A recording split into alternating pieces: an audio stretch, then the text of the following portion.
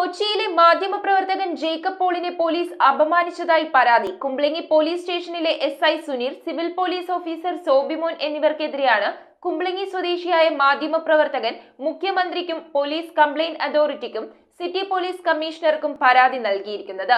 പോലീസുകാർക്കെതിരെ വേണ്ട നടപടികൾ സ്വീകരിച്ചില്ലെങ്കിൽ ശക്തമായ പ്രതിഷേധവുമായി മുന്നോട്ടു പോകുമെന്ന് കൊച്ചി പ്രസ് ക്ലബ് അംഗങ്ങൾ വാർത്താ സമ്മേളനത്തിൽ. കൊച്ചി തോപ്പുംപടി മേഖലയിലെ മാധ്യമപ്രവർത്തകനായ ജേക്കബ് പോളാണ് കുംബ്ലങ്ങി പോലീസ് സ്റ്റേഷനിലെ പോലീസ് ഉദ്യോഗസ്ഥർക്കെതിരെ പരാതി നൽകിയിരിക്കുന്നത്. ഹെൽമറ്റില്ലാതെ ഇരുചക്ര വാഹനത്തിൽ വന്നതിന് കൈകാണിച്ച പോലീസ് ചലാൻ തന്നിട്ടും വാഹനത്തിന്റെ താക്കോൽ ഊരിയെടുക്കുകയും തന്നെയും സുഹൃത്തിനെയും SI വരുന്നതുവരെ പൊതുജനങ്ങൾക്ക് മുൻപിൽ കുറ്റവാളികളെ പോലെ അപമാനിച്ചതായുമാണ് പരാതി. തനിക്ക് നേരെ അസഭ്യ വാക്കുകൾ ഉപയോഗിച്ചതായും പരാതിയിലുണ്ട്. സംഭവത്തിൽ ജേക്കബ് പോൾ മുഖ്യമന്ത്രിക്കും പോലീസ് കംപ്ലയിന്റ് അതോറിറ്റിക്കും സിറ്റി പോലീസ് കമ്മീഷണർക്കും പരാതി നൽകിയെങ്കിലും ഇതുവരെയും നടപടിയൊന്നും ഉണ്ടായിട്ടില്ല.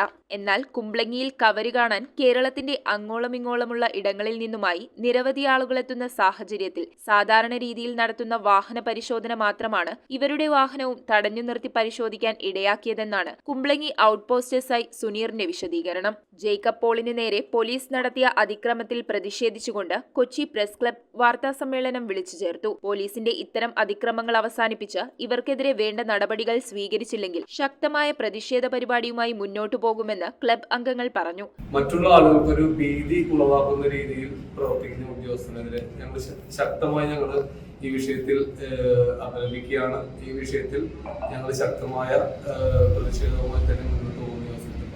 യോഗത്തിൽ VP ശ്രീലൻ അധ്യക്ഷനായി. Abhilash Thoppil, KK റോഷൻകുമാർ, CS Shiju, PC Ananthu, Vipin എന്നിവർ സംസാരിച്ചു. മീഡിയ കണ്ടുമുട്ടി നിൽക്കില്ല. കാരണം ജനങ്ങൾക്ക് പ്രയോജനകരമായ ഒരു സാധനം അവിടെ ഉണ്ടാവണമെന്നുള്ള ആഗ്രഹത്താൽ തുടങ്ങിയ സാധനമാണ്.